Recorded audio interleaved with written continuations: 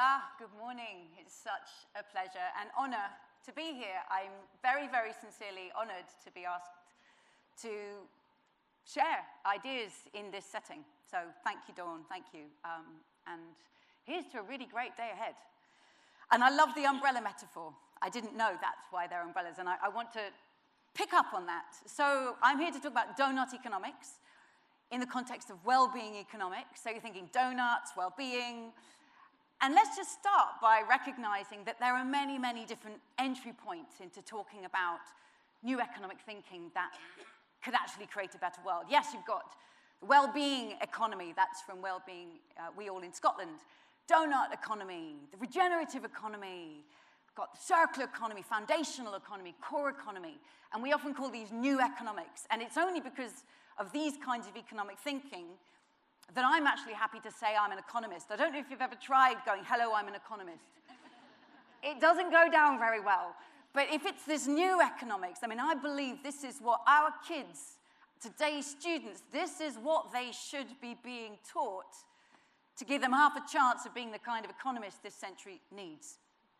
But let's just remind ourselves, let's pull back even further, these are not the only new economic ideas out there. In Aotearoa, New Zealand, He Ara Wai Ora is a deep Maori concept of a well-being economy. Bhutan's gross national happiness. Wenvivir in the Andes, Ubuntu in Southern Africa. This isn't new. These ideas were long known. And as the Maori scholar Shane Edwards said, we could call this new, canoe economics. So let's just recognize that we're part of a very big, broad movement of those of us who may consider ourselves recovering from the very Western mindset of economics we were taught, that's me, moving towards a kind of economic thinking that's been long known in many, many indigenous cultures. Indeed, in our own indigenous cultures, if we go back quite a few generations, our great-great-grandparents knew how to live within the means of the place, within the community. So let's tap back into what we once knew. So here's the donut. I'm going to come into this. I'm just sharing through the donut, and I hope it adds some ideas to your sense of well-being, but it's just one portal into this. So the donut is one way of thinking about a goal for a prosperous century.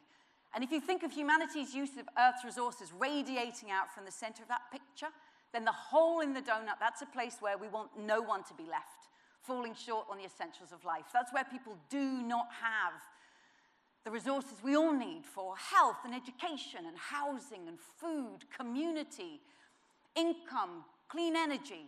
These are crowdsourced them from the world's governments. They're from the Sustainable Development Goals. So all the governments in the world have already agreed that every person in the world has a right not to be left in that hole.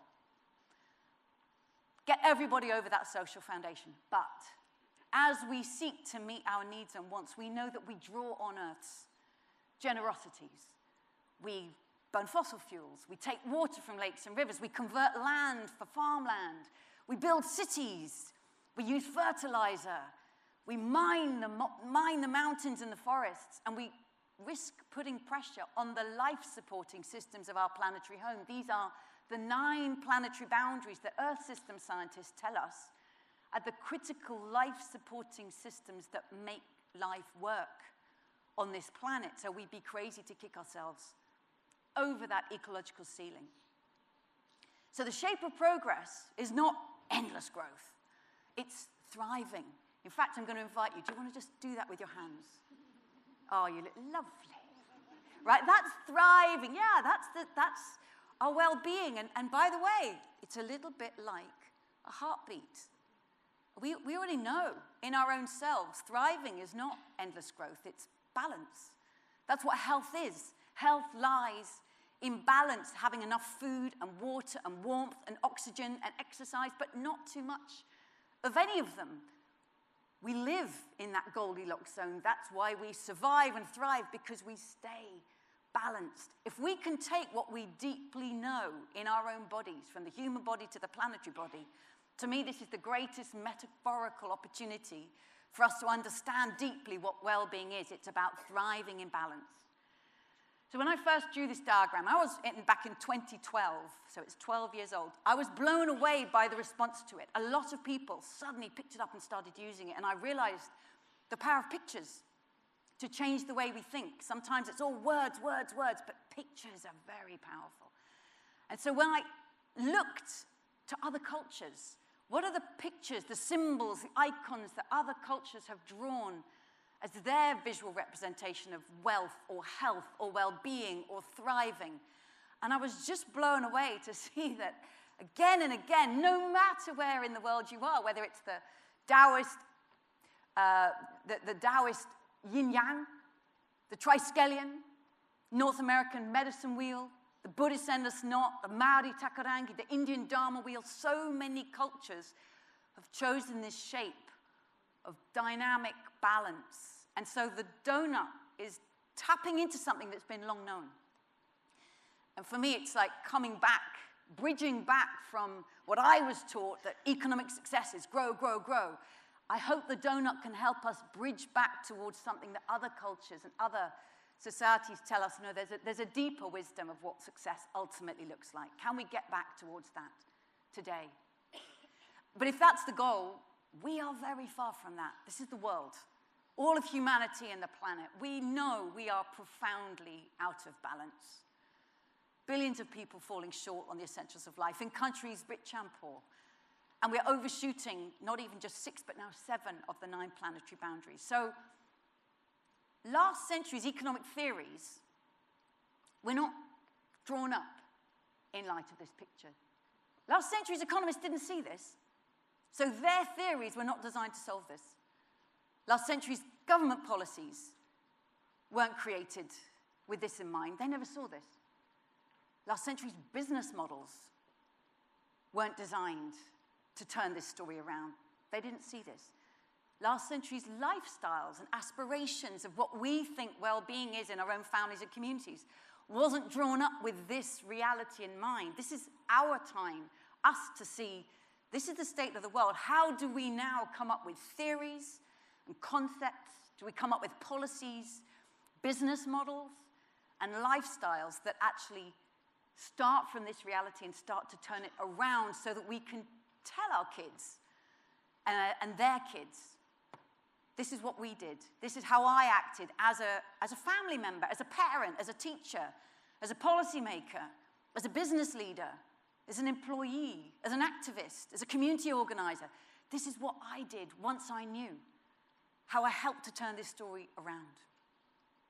Now, I'm showing you this picture at the world level, but let's bring it down. Colleagues of ours have boiled this down for 150 countries, and you can see across the spectrum, all the way from Malawi, massive human shortfall, not overshooting their share of planetary boundaries, all the way through to the US, still with high levels of inequality on such high income, but massive ecological overshoot, which is measured on the basis of consumption. So that's the US's consumption impact, not just their production, but their consumption worldwide. If I put these countries now into a scatter plot, here's just 50 of those 150. The place where every country should be aiming to be is in that top left-hand corner, right? That's where you rise up to meet the needs of all people, but you come back within the means of the living planet. So that's the sweet spot, that donut. And first of all, you can see there's no country that's actually there. Costa Rica is closer than any other, nearly meeting the essential needs of its people, almost within the means of the planet. And this reminds us that next time you catch yourself or somebody else talking about developed countries or advanced countries, you can say, where do you mean? Because there's nothing developed about overshooting planetary boundaries and leaving your people behind on such high incomes. And let's just recognize, there's the 4 countries I showed you a moment ago, arrayed across that scatter plot. Let's also just recognize these countries aren't separate dots, right? We're all connected by histories of colonialism, near and far, all the way through military power, corporate power, the power of trade and finance rules. You know, these are very real in the world today. The current and future impacts of climate breakdown interconnect all of these nations. So as every nation thinks, how can we thrive? We also have a responsibility to think, is the way that we're seeking to thrive impacting on the ability of others to thrive? The pursuit of growth GDP going up and up and up, hasn't taken countries to that spot. It tends, yes, from a very low income, it massively improves human well-being from a very low income. You can see countries rising up very sharply. But instead of going into that sweet spot, the vast majority of countries turn additional income into ecological overshoot without meeting the needs of all their people. So just going for growth doesn't get us there.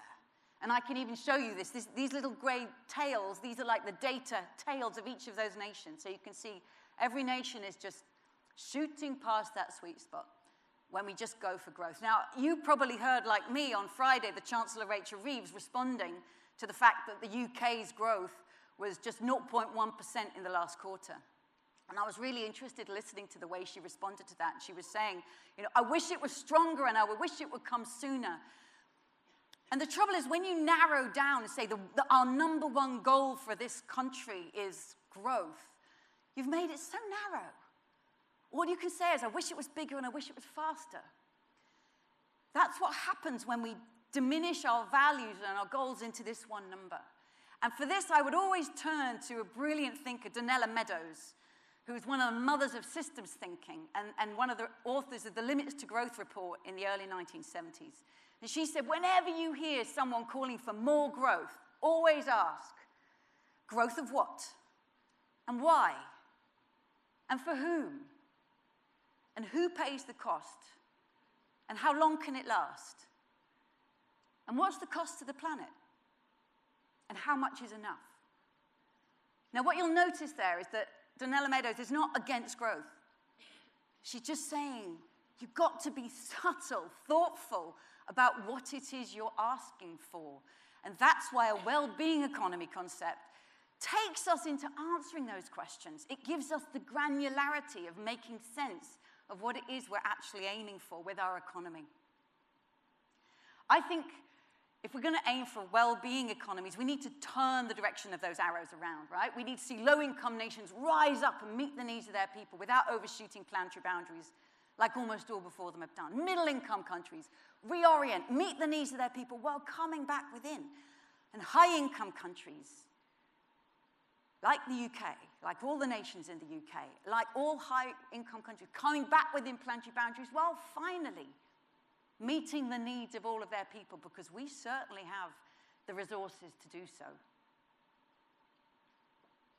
And a rebalancing in the world. So for me, this is a map of the directionality of what it would mean if we're actually heading for well-being and guided by policies and businesses and action and a vision that takes us towards meeting the needs of all people within the means of the living planet. It's going to look very different in different kinds of countries and within countries. It's going to look different in England than it does in Wales or in Scotland. Please provide us leadership, even here in these islands, because what's happening here and what's happening in Scotland, I think, is really valuable leadership of having that vision and showing how we can actually start moving there. So how could we start moving there? I think we've got to put in the center of our aspiration, not just grow, grow, grow. It doesn't tell us enough about what we actually want. I think there are two fundamental dynamics that are at the front and center of moving towards well-being. And the first is that we need to become regenerative by design. We know we've inherited linear, degenerative industrial systems. We take Earth's materials, make them into stuff we want, use it for a while, and then throw it away. And that take, make, use, lose is what pushes us over planetary boundaries. We cannot keep running down the life support systems of our planet and of our own localities, a loss of biodiversity. We have to make this a circular, a cyclical, regenerative economy. So resources aren't used up, they're used again and again, far more carefully, more collectively, more creatively, more slowly. There is no throwing things away because there's no away, right? The waste from one process becomes food for the next. And the creativity and the skills that are required for this create jobs, actually, that are worth doing. So just a few examples from around the world of starting to put these into practice. And I know there's so many here that you could be drawing on from in Wales. Housing retrofit, this one's from Baltimore. As many people in the building industry say, the best building is one that already exists. Let's retrofit, let's bring human skill and work and high-touch care to retrofitting the buildings that we already have and make the most of them. A sponge city like this place in China, in Kunli, they know they're going to be flooded, so instead of trying to block it out and then being shocked by the flooding, build in the fact that your city is nestled in an ecosystem that has seasonal flooding. We've got public transit here in Amsterdam. Many people think, oh, Amsterdam, well, they're different. They were always like that. I invite you to Google photos of Amsterdam in the 70s. The traffic jams in the tiny streets were insane. They made their transition. Or regenerative farming, this one's from Canada, but what does it look like here? Where we actually replenish the soils and bring carbon back instead of releasing it. Again, in every industry, so much creativity and care and pride in restoring these places where we live. So from degenerative to regenerative, but also, we know that we've inherited divisive economies that tend to capture value and opportunity in the hands of a few. And whether that's through infrastructure, through regulation, through privilege and inheritance, can we turn away from divisive economies to distributive ones that share value and opportunity far more equitably with everybody who co-creates it? And that turns out to be everybody in society. Again, some examples. Social housing. Did you know that in Vienna, the vast majority of people live in housing that's owned by the city? That elegant European capital. It's owned by the city, it's affordable, it's central, it's normal, because the city decided 100 years ago that housing isn't a speculative financial asset, it's a human right. And so they decided to own the city's housing as if it was a human right and make it affordable for everybody. Community energy, whether it's in Oxfordshire or here in Wales, people owning their own capacity to generate energy, and who owns the means of generating energy can transform communities. Who gets the green jobs? A marginalized communities who otherwise were locked out of that skill, brought in, and it's made available. And then in Preston, a pride of and explored by the world as a place that realized nobody's coming from outside to save us. We're going to build our own community wealth here by spending the money of anchor institutions like our universities and hospitals and the town council. We're going to spend it locally and really invest in that local community. Again, these are just some examples of what it can mean to create a far more distributive economy. I bet there's so many in this room that are going to be discussed again and again today. So from degenerative to regenerative, from divisive to distributive. And I just want to bring this to one industry. The architects of the UK got together some years ago when many industries were declaring a climate emergency. Over 1,300 architectural practices have signed up to what they call the Architects Declare and said, construction across the UK is a major industry having really damaging impacts. It's responsible for around 42% of carbon emissions, 50% of material use, 60% of waste.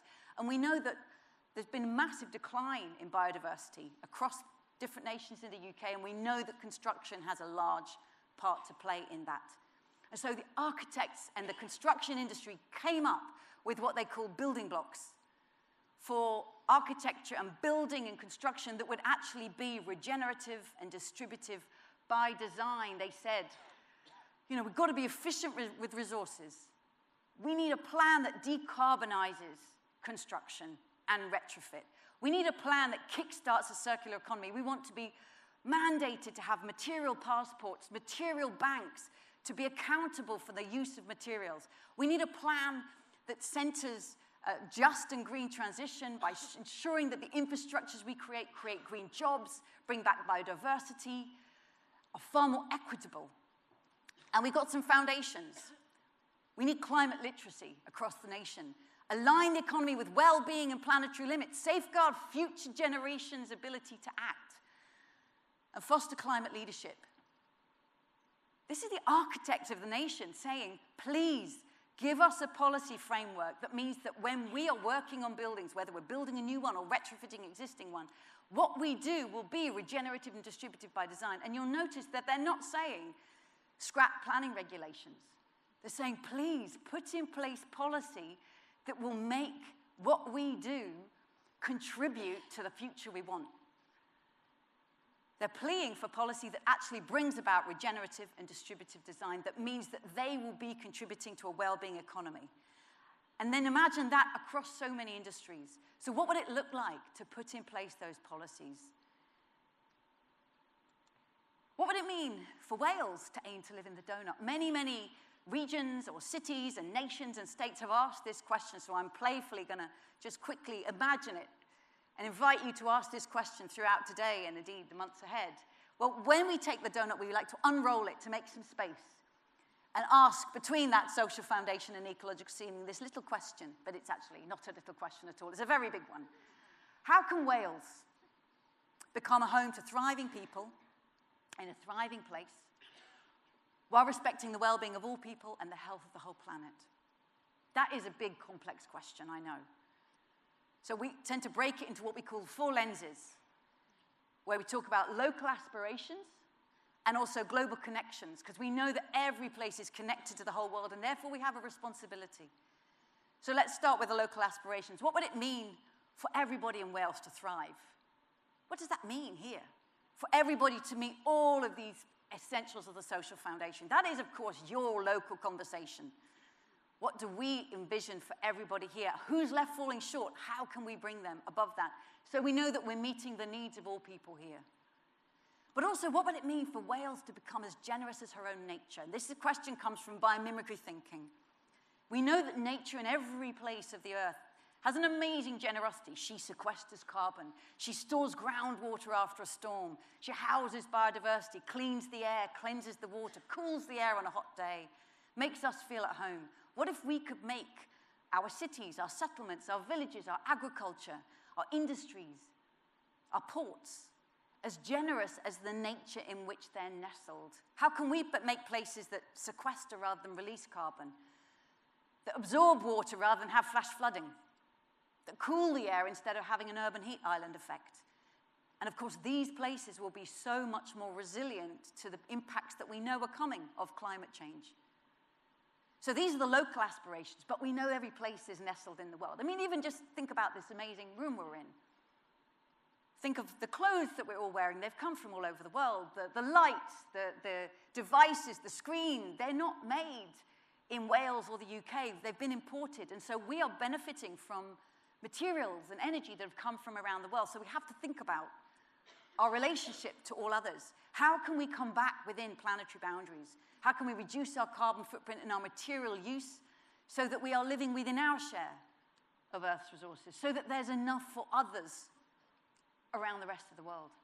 And then also thinking of the global supply chains we're in. Think of the people who we're connected to, who made the clothes we wear. Were they paid a living wage? What about people who are impacted today by high carbon lifestyles?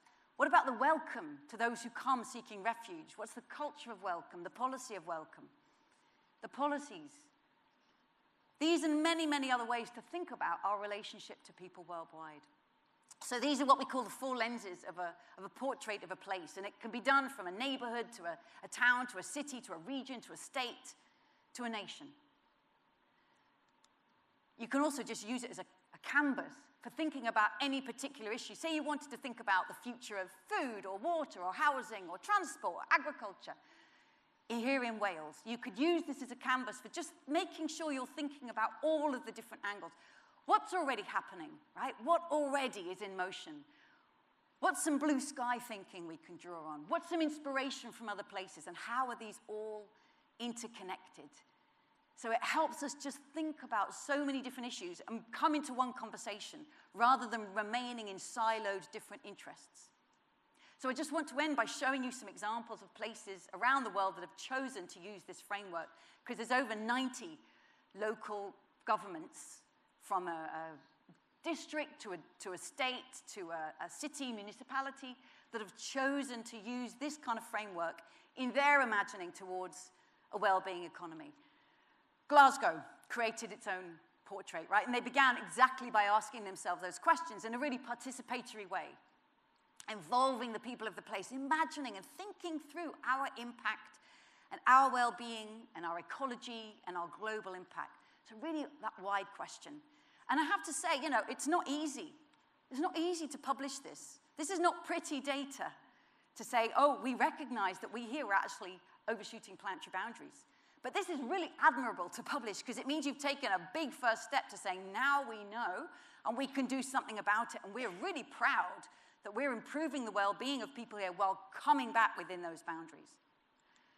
Bad Nauheim, a town in Germany, decided to explore it by creating a randomly selected group of 100 local residents who represented all sorts of different groups to come up together and come up with their vision of what it looks like to live well there. In Barcelona, they unrolled the donut, you can see. They gathered all the data, they re-rolled it, and they're now using this to monitor going forward towards a culture of sustainability. They're doing incredible work there, taking the cars out of the city, bringing in trees, bringing community, bringing back well-being that used to be packed with traffic jams. Right here in Wales, Bannar Brycheiniog, the national park, chose to use the donut as a concept for monitoring. And I really recommend you to read this beautiful, very poetic report on the plan for the park that combines a poetry and envisioning with data.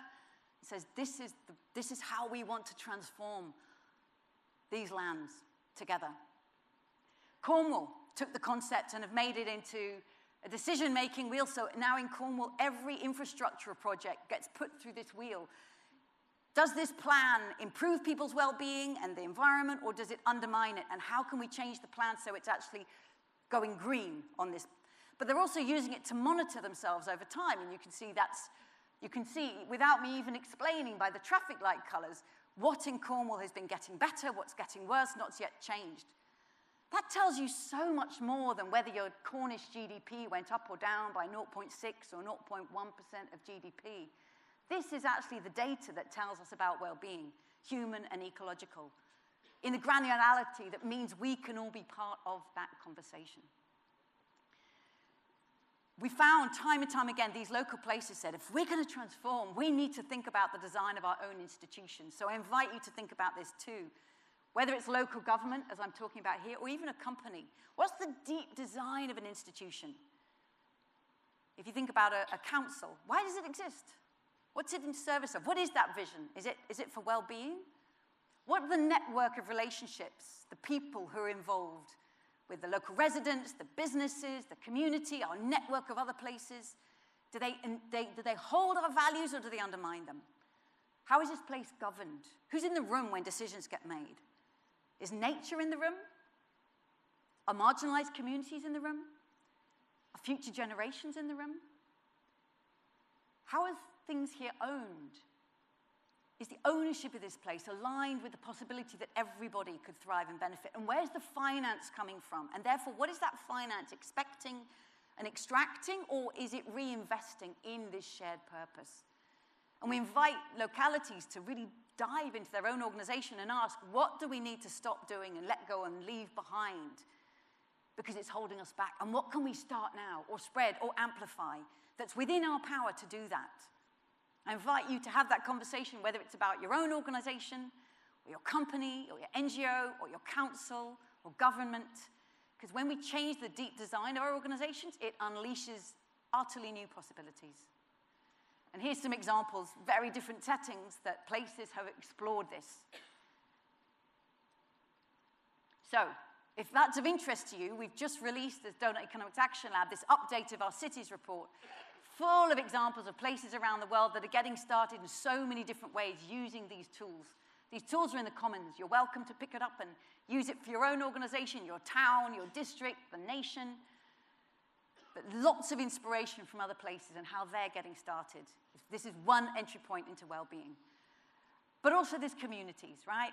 We don't have to wait for a local government to start. Communities are getting started, and you can see all around the world, including the Wales Doughnut, all around the world, community groups saying, we're going to get this started here. We're going to start exploring as a community what this could look like.